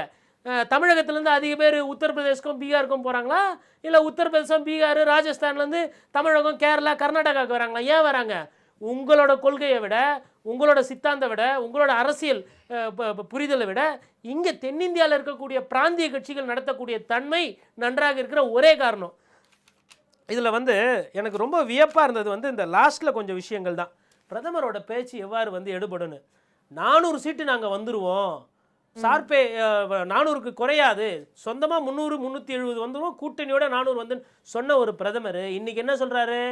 காங்கிரஸ் கட்சி வந்து விட்டால் வருடத்திற்கு ஒரு பிரதமர் அப்படின்றாங்க. நாங்கள் என்ன இப்படி புரிஞ்சுக்கிறோன்னா, ஏன் வருடத்துக்கு ஒரு பிரதமர் இருந்தால் நல்லா தானே இருக்கும்? 5 வருஷத்துக்கு ஒரு பிரதமர் இருக்கிறதுனால தானே எட்டாக்கணியாக மேலே இருக்கிறீங்க. ஜிஎஸ்டியை உங்கள் இஷ்டத்துக்கு ஏற்றுவீங்க, டிமானிட்டைசேஷனை கொண்டு வருவீங்க, அதுக்கப்புறமா வந்து கொரோனா வந்து மருந்து கேட்டால் டப்பாவை எடுத்து தட்ட சொல்லுவீங்க. இதெல்லாம் எதனால? 5 வருஷம் இருக்கிறதுனால. ஏன் வருஷம் ஒரு பிரதமர் மாறினா என்ன? கூட்டாட்சி தத்துவம் வந்தா என்ன? நிலையான ஆட்சி கொடுக்கக்கூடிய கட்சிக்கு ஓட்டு போடுங்கன்றாரு. வருஷத்துக்கு ஒரு பிரதமர் அவங்க வந்து நிலையான ஆட்சி வேணுமா, நல்ல ஆட்சி வேணுமா? நீங்க மக்கள் கிட்ட கேட்டு பாருங்க. நல்ல ஆட்சி வேணும் தான் கேட்பாங்க. ஒரு வருஷம் ஒருத்தர் நல்லா ஆண்டாலும் அது ஒரு வருஷம் ஆண்டது தான் சமமாகும். 5 வருஷம் மோசமாக ஆனா அது மோசமான ஆண்ட கட்சி. அப்போ என்னன்னா அடிப்படையில் எங்கேயோ அவங்களுக்கு பயம் தட்டி இருக்கு, பொறி தட்டி இருக்கு. நீங்கள் காங்கிரஸ் கட்சி ஆட்சிக்கு வராதுன்னு நீங்கள் நம்புறீங்க, 400 ஜெயிப்பீங்கன்றீங்க. அப்புறம் உங்கள் வாயிலிருந்து எங்கேருந்துங்க வருது? வருஷத்துக்கு ஒரு பிரதமர் வந்துடுவாங்க, அவங்க ஜெயிச்சாங்கன்னு. அப்போ அவங்க ஜெயிச்சிருவாங்களோன்ற பயம் ஆரம்பிச்சிருச்சு. அதானே? அதே மாதிரி ஃபஸ்ட்டு ஃபேஸு 2வது ஃபேஸும் சேர்த்தா 190 சீட்டு, 102 + 82. என்ன சொல்கிறாங்க? பாதி இடத்துக்கு மேலே நாங்கள் ஜெயிப்போம்னு பாரதிய ஜனதா கட்சி சொல்கிறாங்க. ஏன் முழு இடமும் 190 நாங்கள் ஜெயிப்போம்னு சொல்ல வேண்டியதானே? ஏன்னா உங்களுக்கே தெரிஞ்சிருக்கு இந்த ஃபஸ்ட்டு 2 ஃபேஸில் நீங்கள் எதிர்பார்த்த ரிசல்ட் வரல. அப்போ நீங்களே பாதி இடத்துல நாங்கள் பாதி இடத்துக்கு மேலே நாங்கள் வெற்றி பெறுவோம்னு அர்த்தம்னா அந்த 400 வராது. உங்களுக்கே அது தெரிஞ்சிருக்கு. அப்போ 400 என்பது நீங்கள் மக்களை மூளை சலவை செய்யறதுக்கோசரம் நீங்கள் தொடர்ந்து பண்ணியிருக்கீங்க. அதுக்கப்புறம் இதில் வந்து நான் காங்கிரஸ் கட்சி நல்ல கட்சி, ஊழலுக்கு அப்பாற்பட்ட கட்சியெல்லாம் நான் சொல்லலை. உடனே காங்கிரஸ் முத்திரை இது பண்ணிங்க. இன்னொன்று, காங்கிரஸ் வந்து ஒரு ஒன்றா சொல்கிறாங்க, ராகுல் காந்தி வந்தார்னா இல்லை காங்கிரஸ் ஆட்சிக்கு வந்தாங்கன்னா முஸ்லீம்ஸ்க்கு எல்லாருமே கொடுத்துருவாங்க, இஸ்லாமியர் கொடுத்துருவாங்கன்னு. ஒன்று கொஞ்சம் லாஜிக் யோசிச்சு பாருங்க. சிறுபான்மை 20% வாக்கு. நீங்கள் 80% மக்கள்கிட்ட இருந்து சொத்தை பிடுங்கி 20% இருக்க பேருக்கு நீங்கள் கொடுத்தீங்கன்னா இந்த 20% பேர் அப்படியே முழுசாக ஓட்டு போட்டாலும் காங்கிரஸ் கட்சி தேர்தல் அரசியலிருந்து காணாமல் போயிடும், கட்சியே இருக்காது. இந்த ஒரு தப்பை அரசியலில் கொஞ்சம் புத்தி இருக்கிறவங்க பண்ணுவாங்களா? ஸோ அரசியல் ரீதியாக இதற்கு சாத்தியம் இருக்குன்னா இல்லை. ஆளுநர் ஷானவாஸ் சொன்னார் சட்ட ரீதியாக இதற்கு சாத்தியம் இருக்குன்னா இல்லை. அப்போ சாத்தியமே இல்லாத ஒரு விஷயத்தை திரும்ப திரும்ப குக்கிராமத்திலிருந்து நகரங்கள்லேருந்து போய் திரும்ப நம்புவாங்க.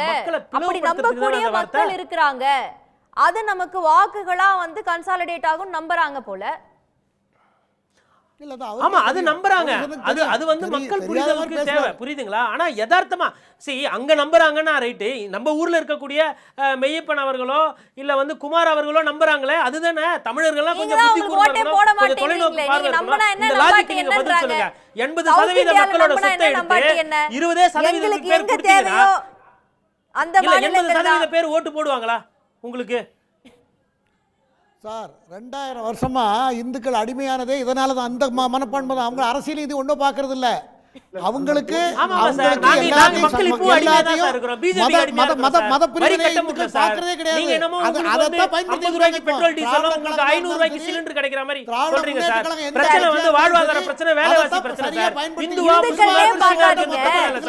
ஓட்டு போட்டது மதவாதத்துக்கு இல்ல சார், மக்களோட வளர்ச்சிக்கு சார் ஓட்டு போட்டாங்க சார். சுங்கவரி நீங்க கார்ல தான போறீங்க, இல்ல நீங்க போய் டால் கட்டி பாருங்க சார், எவ்வளவு பணம் வாங்குறாங்கன்னு தெரியும். வருஷம் ஏத்துறாங்க சார், 5% 10% ஏத்துறாங்க சார். ஃபீஸ் கட்ட முடியல சார் தனியார் மயத்தால். எங்கள் அண்ணன் ராமசாமி நண்பர் சொன்னார், டாஸ்மாக் வந்து தமிழக அரசு நடத்துது தப்பு, கரெக்டான கேள்வி கேட்டாரு. ஏன் மத்திய அரசு ஒரு சட்டம் போட வேண்டியதானே? இனிமேல்ட்டு அரசாங்கமே டாஸ்மாக் எங்கேயுமே நடத்தக்கூடாது, எந்த மாநிலத்திலுமே நடத்தக்கூடாதுன்னு ஒரு ஸ்பெஷல் தீர்மானம் போட்டு ஒரு பில் எடுத்துன்னு வர வேண்டியதானே? அவர் ஒரு வழக்கறிஞர், அதற்கு ப்ரொவிஷன்ஸ் இருக்கா இல்லன்னு கேளுங்க. கல்லூரி மருத்துவத்தை வந்துட்டு எய்ம்ஸ் மூலமாவோ இல்ல மெடிக்கல் கவுன்சில் ஆஃப் இந்தியா மூலம் கட்டுப்படுத்த முடியும் போது சாராயத்தை வந்து ஒரு இந்திய திருநாட்டில் இருக்க மத்திய அரசால கட்டுப்படுத்த முடியாதா? ஒன்றிய அரசால கட்டுப்படுத்த முடியாதா? ஏன் பண்ணல? உங்களுக்கு அரசியல் பண்ணணும். அதுதான் நிர்வாகம் சார்ந்த நிறைய விஷயங்களை நம்ம பேசலாம். நீங்க டிமானிட்டைசேஷன் பண்ண முடியும் சார். ஜம்மு காஷ்மீருக்கு ஸ்பெஷல் அந்தஸ்து நீங்க கொண்டு வரீங்க சார். ஏன் வந்து இத பண்ண முடியாது சார்? சாராயத்தை பேன் பண்ணி நீங்க ஏன் ஒரு மத்திய அரசு சட்டம் கொண்டு வர கூடாது? இல்ல சாராயத்தை வந்து மாநில அரசுகள் கையாள கூடாது, தனியார் நிறுத்தணும்? அதிக பெரும்பான்மையில ராஜ்யசபாலையும் லோக்சபாலையும் இருக்கிறீங்கல்ல, ஏன் பண்ண மாட்டேன்றீங்க? அப்புறம் மருத்துவமனை இல்லைன்னாங்க. எய்ம்ஸ் மருத்துவமனை ஏங்க இன்னும் வரல தமிழகத்துக்கு? வளர்ச்சின்னு பேசுறீங்க. மெட்ரோ ரயிலுக்கு காசு எங்கங்க தமிழகத்துக்கு? இதெல்லாம் மக்கள் சார்ந்த பிரச்சனை. நான் கேட்கறது அரசியல் ரீதியானது கிடையாது. உங்க பங்காளி சண்டை காங்கிரஸோடவும் திமுகவோட அது நீங்க அரசியல் பண்ணிக்கங்க. மக்களுக்கு 10 வருஷத்துல என்ன பண்ணீங்க? என்ன விலைவாசியை குறைச்சீங்க? வேலை வாய்ப்பு எங்க கொடுத்தீங்க? உடனே இந்த நிலைமையில வச்சிருக்கீங்க. அப்புறம் ஷேர் ஏறுதுன்னாங்க. 7 வருஷம் ஒரு பொருள் காம்பவுண்டிங்ல போச்சுன்னா அதோட மதிப்பு 2 ஆகும். இது வட்டி வியாபாரம் பண்ற குழந்தைங்களுக்கு தெரியும். எனக்கு இன்னைக்கு 10 ரூபாய் வருமானம், பொருளாதாரம் கரெக்டா போச்சுன்னா 7 வருஷம் கழிச்சு என் வருமானம் 20 ரூபாய். நிறைய கேள்விகளை வச்சிருக்கீங்க. நான் வேலுசாமி அவர்கள்ட்டையும் கேட்டு வந்துடுறேன். திரு வேலுசாமி, குறைஞ்ச இடங்கள்ல போட்டியிடக்கூடிய காங்கிரஸுக்கு ஓட்டே போட்டுறாதீங்க, அது வீண் அப்படின்றாரு மோடி. நாங்க ஒரே கட்சியா பெரும்பான்மையோட ஆட்சிக்கு வருவோம், இவங்க 5 பேர் பிரதமரா 5 வருஷத்துக்கு கொண்டுட்டு வருவாங்க, வந்தா அவங்களுக்கெல்லாம் ஓட்டு போடாதீங்கன்றாரு. நல்ல வேளை நான் கல்யாணம் பண்ண என் வாழ்க்கை வீணா போச்சு, யாரும் கல்யாணம் பண்ணாதீங்கன்னு சொல்லாம இருக்கிறாரு, அதுக்கே அவரை பாராட்டணும். நான் எப்படி பார்க்கிறேன்னா, நேற்று தான் உப்பு சத்தியாகிரகம் நடந்த நாள் வேதாரண்யம் போயிட்டு வந்தேன். அங்கே நிற்கிற போது என் மனசு வலிச்சுது.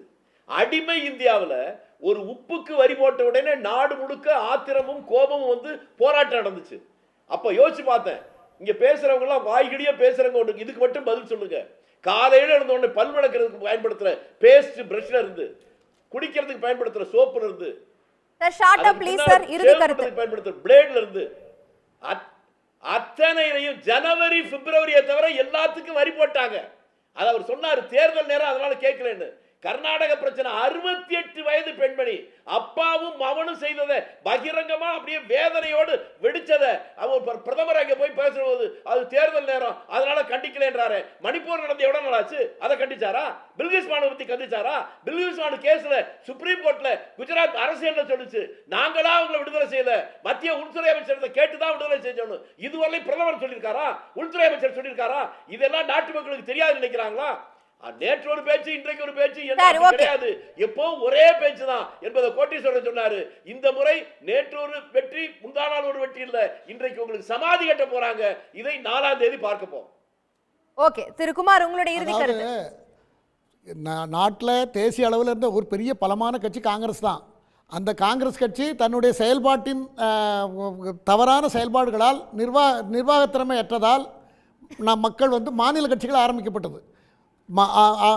இது ஆளுநர் தத்துவத்தின் அடிப்படையில் கூட மாநில உரிமைகளுக்காக இல்ல, அதான் மாநில உரிமை இவங்க செஞ்ச ஆரம்பத்துல இருந்து. நீங்க 52ல ஊழல் வந்துட்டு, 52ல Mundhra scandal, T T Krishnamachari, A R Antulay, P C Seth, என்னால சொன்னா ஒரு 10 நிமிஷம் சொல்ல முடியும், அவ்வளவு ஊழல்.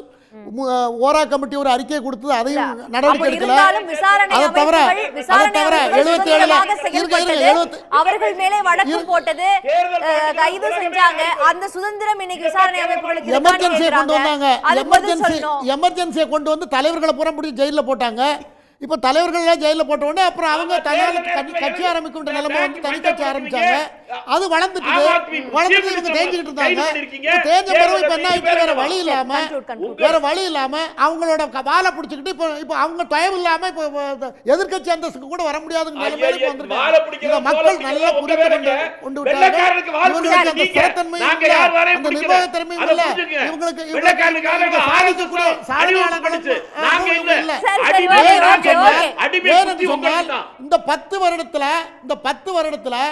ரத்ன, அதாவது நாட்டை இமயத்துக்கு உயர்த்தி இருக்கிறார்கள். இன்னைக்கு காலையில வாஷிங்டன் போஸ்ட் என்ன சொல்லியிருக்கு, இன்னைக்கு நியூஸ்ல 78 உலக தலைவர்கள் நம்பர் 1 தலைவர் நரேந்திர மோடி இன்னைக்கு வந்திருக்கிறது. அவர் படிக்கணும், வேலுசாமி அவர்கள் 11வது இடத்துல பைடன். ஆக தொடர்ந்து பல ஆண்டுகளாக உலகத்தின் முதல் தரமான தலைவரா வேலைவாய்ப்பின்மை, அதே வறுமை நிலை, அதை சொல்லுங்க. அதையெல்லாம் பார்க்கணும். என்ன, அதை தவிர Inequality, இல்ல அதெல்லாம் ஏங்க ஒரே Inequality slab. ஒரே நேரத்துல ஒரு டவுன் ஆகி இருக்கிறத ஒரே நேரத்துல மொத்தமா தூக்கி நிறுத்த முடியாது. ஒரு பக்கம் நீங்களே தூக்கி இல்ல, ஒரே நேரத்துல எல்லா இந்த factors எல்லாம் தான் சார் எல்லா தூக்கி பக்கமும் இருக்கணும். தூக்கி மோடி இருக்கணும். ஒருவர் மட்டும் சுயமா விஸ்வரூபம் எடுத்து நின்னா யாருக்கு என்ன இன்னைக்கு உலக பிரயோஜனம்? வங்கி என்ன சொல்லிருக்கு தெரியுமா? உலக வங்கி மோடிக்கா கேரண்டின்னு தான் உலக கொடுக்கறாரே வங்கி தவிர அறிக்கை என்ன தெரியுமா? இன்னைக்கு உலக அந்த வங்கி கட்சியில இல்ல, கூட இல்ல, ஒரு நிமிஷம். பிரதிநிதித்துவப்படுத்துறவர். உலக வங்கி அறிக்கை இந்தியா ரீபேமெண்ட்ல நம்பர் 1. நம்முடைய கடனை திருப்பி அடைக்கிறதுல இந்தியா நம்பர் 1 அறிக்கை. இன்னைக்கு நியூஸ் பேப்பர் பாத்தீங்களா? இதெல்லாம் தாங்க நேர்மை. ஒருத்தருடைய சம்பாதிக்கிறோடைய திறன் 37% உயர்ந்திருக்குதுன்னா ஒருத்தங்களுடைய பிளேட்ல இருக்கக்கூடிய உணவுடைய விலை 71% உயர்ந்திருக்குது. மக்களை ஏமாத்துவதற்காக They can't afford ஜாதி it. மதத்தை மதங்களை ஏமாத்தி மக்கள்கிட்ட ஓட்டு பிரிப்பதற்காக சரி, வாக்கு okay. நடிக்க கூடாது. Okay. நான் ஒரு இடத்துல சரி, போய் யாரை ஜெயிக்க okay sir, I got your point. திரு ஆளுநர், உங்களுடைய இறுதி கருத்து. இல்லை, மோடி வந்து அவரை எதிர்க்கக்கூடிய பாஜகவை எதிர்க்கக்கூடிய கட்சிகளின் குரலை எல்லாம் ஒழிக்கணும்னு நம்ம சொல்ல, அவரோட அணி சேர்ந்து இருக்கிற கட்சிகளின் குரலை அவர் எதிரொலிச்சிருக்காரா? நிதிஷ்குமாருக்கு சாதிவாரி கணக்கெடுப்பு குறித்த ஒரு பார்வை இருக்குது, இடஒதுக்கீடு குறித்த ஒரு பார்வை இருக்குது, பாமகவுக்கு ஒரு பார்வை இருக்குது, ஒரு கோரிக்கை இருக்குது. இவரோட கூட்டணி சேர்ந்த எல்லா கட்சிகளுக்கும், தமிழ்நாட்டிலே அவரோட கூட்டணி சேர்ந்த கட்சிகள்லாம் நீட்டு விலக்கு கேட்குறாங்க, எல்லா கட்சியும் கேட்குறாங்க. பிஜேபி மட்டும்தான் அதுக்கு முரணா நிற்கிது. அப்போ அவர்களோடு அணி சேர்ந்தவர்களின் கருத்தையே ஏற்காமல் ஒரு தேர்தல் அறிக்கை கொடுத்துட்டு களத்துக்கு போறாரு. ஆனால் இந்த பக்கம் நாங்கள் என்னெல்லாம் சொல்கிறோமோ அது அத்தனையும் ராகுல் காந்தி சொல்கிறார். எங்களுடைய கருத்து ஒத்த கருத்து. ராகுல் காந்தி கொடுத்திருக்கிற தேர்தல் அறிக்கை என்பது ஒட்டுமொத்த இந்திய கட்சிகளின் பார்வையை வெளிப்படுத்துது. மோடி கொடுத்த அறிக்கை என்பது அவரோட கூட்டணி சேர்ந்தவனுடைய பார்வையிலிருந்து வேறுபடுது. அப்போ இவர் மீண்டும் ஆட்சியில் அமர்ந்தால் யாருடைய கருத்தை பிரதிபலிப்பார்? யாருடைய கருத்தையும் பிரதிபலிக்க மாட்டார். அவர் RSS சொல்றதை பிரதிபலிப்பார். அதனால தான் அவரை எதிர்க்கிறோம். இந்தியா முழுவதும் இன்னைக்கு அந்த எதிர்ப்பு கீழ்மட்டத்தில் வேகம் கொண்டு வந்திருக்கு. அது 2 கட்ட தேர்தலில் எதிரொலித்திருக்கிறது. 3ஆம் கட்ட தேர்தலுடைய சர்வேயும் அவருக்கு அதை சொல்லிருச்சு. 400 இடங்கள் வர முடியாது. ராகுல் சொன்ன மாதிரி 180 இடங்களை அவர்கள் பிடித்தாலே பெரிய விஷயம். ஓகே, திரு ராமசாமி மையப்பர், உங்களுடைய இறுதி கருத்து சார், சுருக்கமா. எனக்கு இதுல வருத்தமான விஷயம் என்னன்னா, அண்ணன் ஆலூர் ஷானவாஸ் மாதிரி இருக்க நண்பர்கள் வந்து காங்கிரஸ் கட்சியோட கூட்டணியில இருக்கிறதும் இன்னைக்கு அவங்க விசிகேல இருந்து திமுக கேள்வி கேட்காததும் தான். ஏன்னா வெங்கவேல நடந்து இத்தனை வருஷம் இத்தனை காலம் ஆயிடுச்சு, இன்னும் FIR ஃபைல் பண்ணப்பட்டு யாரையும் பிடிக்கல. அந்த மாதிரி மறுபடியும் திமுகவை சார்ந்த விஷயங்கள் காங்கிரஸ் கட்சி நாங்களா தவிர பிஜேபி கிடையாது. அதை கேள்வி கேட்டதும் போராட்டம் நடத்தினதும் பிஜேபி கிடையாது, நாங்க தான். பிஜேபி என்ன பண்ணிட்டு இருக்கீங்க? நாடு முழுக்க எதுவுமே தமிழ்நாடு காவல்துறை அதுல ஃபெயிலியர்னா ஏன் என்னைய வந்து விசாரிக்க வேண்டியதானே? ஒரு வருஷம் தாண்டி போயிடுச்சு, என்னைய ஏன் தூக்கிட்டு இருக்கு? அது தேச பாதுகாப்புக்கு அச்சுறுத்தல். ஆட்சியில என்ன செய்திருக்கிறோம் சொல்லாம இருக்க அந்த கட்சியோட இன்னைக்கு கூட இருக்காங்கன்னு வருத்தமா இருக்கு. பாஜக இந்த 10 ஆண்டுகள் என்ன செய்தார்கள், அவருக்கான வளர்ச்சி திட்டம் என்ன இருக்குன்னு தெரிஞ்சுதான் இஸ்லாமியர்கள் அதிகமான இருக்கிற மாவட்டங்களையும் மாநிலங்களையும் அவர்கள் மறுபடியும் ஜெயிச்சுட்டு வராங்க அப்படின்றதுக்கான சிம்பிளான எக்ஸாம்பிள் அதுதான். அதனாலதான் யூபிலையும் ஜெயிக்க போறாங்க, ஸ்வீப் வாங்க போது. குஜராத்ல மட்டும் இல்ல, இந்தியா முழுக்க அந்த ஸ்வீப் இருக்கும். அதற்கான இம்பாக்ட் ஜூன் 4 400 வரும்ன்றீங்க. 400 வரும். இந்தியா இல்ல, இந்தியா. அவர்கள் தான் ஆட்சி அமைக்க போறாங்க. பிரதமர் நரேந்திர மோடி அவர்கள் தான், அறுதி பெரும்பான்மை அவர்களுக்கு தான். சரி, ஓகே. திரு கோடீஸ்வரன், உங்களுடைய இறுதி கருத்து சார், சுருக்கமா. ஒரே ஒரு நிமிஷம், அண்ணன் கோடீஸ்வரன் அவர்களுக்கு முன்னாடி ஒரே ஒரு வருஷம் டைம் இல்ல ப்ளீஸ். ஓவைசி அவர்கள் பண்ணக்கூடிய பிரச்சாரம் மாதிரி அதை கொண்டு போறாங்க. அது கிடையாது. இந்த கண்ட்ரில வந்து ஒரு சுதந்திரத்தை வாங்கி ஒரு கட்சியவே வந்து இந்த அளவுக்கு வந்து எடுத்து போய் விட்டுருக்காங்க அப்படின்னா அந்த கட்சிக்கே ஓட்டு போடலனா நீங்க 10 வருஷமா இருந்துட்டு எதுவும் சொல்லுங்க. சார் அவர் பேசிட்டு சார், டைம் இல்ல, விவாத டைம் இல்ல சார், இறுதி கருத்துக்கு வந்துட்டோம் சார், ப்ளீஸ். கோடீஸ்வரன் சார், மக்களுக்கு வந்துங்க பெட்ரோல் விலை எவ்வளோ, சாப்பிட்ற இட்லி தோசை விலை எவ்வளோ, அரிசிக்கு வரி இருக்கா இல்லையா, காரில் போனால் எவ்வளோ சுங்க வரி கட்டுறாங்க, இதெல்லாம் தான் முக்கிய பிரச்சனை. வேலைவாய்ப்பு தான் பிரச்சனை. இந்த பிரச்சனைலாம் இருந்தப்போ தான் காங்கிரஸ் வந்து பிடிக்கலன்னு சொல்லிட்டு ஓட்டு போடலை, தோக்கடிச்சிட்டாங்க. இதே பிரச்சனை இன்னமும் தொடருது. 10 வருஷம் ஆழையும் எதுவும் மாறல. வாஷிங் மிஷின் கட்சின்னு பேர் வாங்கியிருக்கு பாரதிய ஜனதா கட்சி. 25,000 கோடி ஒரு வழக்கில் வந்துட்டு அஜித் பவார் அவரோட மனைவி வந்து அந்த வழக்கிலேருந்து விடுவிக்கப்பட்டிருக்கிறார்கள். இந்த மாதிரி லிஸ்ட் எடுத்தோன்னா இன்றைக்கி ஒரு நாள் டிபேட்டு பத்தாது. அப்போ வாஷிங் மிஷின் ஒரு கட்சியை பேரை வச்சுட்டு நீங்கள் என்ன சொன்னீங்க, இப்போ என்ன பண்ணிகிட்டு இருக்கிறீங்க? சரி, ஊழல் கட்சியில் காங்கிரஸ் இருக்கவங்க வந்து உங்கள் கூட சேர்றாங்களே, அவங்களெல்லாம் சேர்த்துக்கிறீங்களா இல்லையா? அப்போ உங்களோட நிலைமை இதுதான். அதனால் இந்த சொன்னதை செய்யாமல் இந்த மதவாதம், ராமருக்கு கோயில் கட்டுறோம் அப்படின்ற மாதிரி மக்களை திசை திருப்புற வேலையை தான் இவங்க பண்ணிக்கிட்டு இருக்கிறாங்க. மக்கள் பார்த்துக்கிட்டு இருக்கிறாங்க. அதே மக்கள் கூலி கொடுப்பாங்க. ஜூன் 4 வந்து பதில் சொல்லுவாங்க. ஓகே, 3ஆம் கட்ட தேர்தலை நோக்கி தேர்தல் களம் நகர்ந்து கொண்டிருக்கிறது. நிறைய சுவாரஸ்யமான விஷயங்கள் பிரச்சார களத்திலும் இருக்கு. பங்கு கொண்டு நிறைய கருத்துக்களை பகிர்ந்து கொண்ட விருந்தினர்களுக்கும் நன்றி, பார்த்த நேயர்களுக்கும் நன்றி. கேள்விக்களம் நிறைவுக்கு வருகிறது. நன்றி, வணக்கம். உடனுக்குடன் செய்திகளை தெரிந்து கொள்ள சன் நியூஸ் பெல் ஐகானை கிளிக் பண்ணுங்க.